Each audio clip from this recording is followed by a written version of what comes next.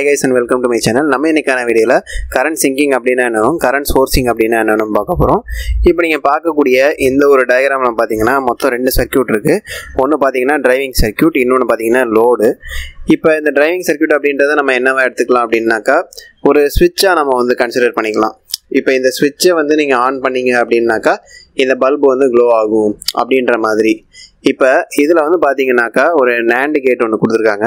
இந்த NAND கேட்டினுடைய இன்புட்டில் பார்த்தீங்கன்னா ரெண்டுமே வந்து 1 1 அப்படின்னு கொடுத்துருக்கறனால இதனோட அவுட்புட் வந்து பார்த்தீங்கன்னா 0.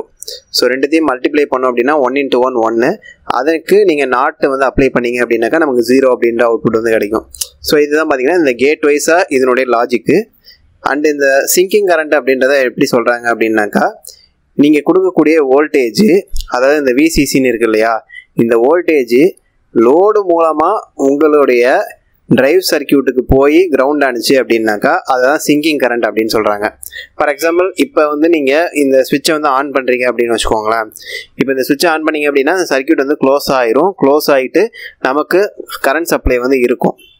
அந்த கரண்ட் சப்ளை வந்து எப்படி இருக்குது அப்படின்னாக்கா இங்கே இருக்கக்கூடிய லோடு, அதாவது ஃபஸ்ட்டு உங்கள் சோர்ஸ்லேருந்து அந்த VCCன்ற சோர்ஸ்லேருந்து உங்களுடைய பல்புக்கு வந்து அந்த பல்பு மூலமாக உங்கள் சுவிட்சு கூட வந்து அதுக்கப்புறம் வந்து கிரவுண்ட் ஆனிச்சு அப்படின்னாக்கா அதுதான் வந்து இந்த சிங்கிங் கரண்ட் அப்படின்றது.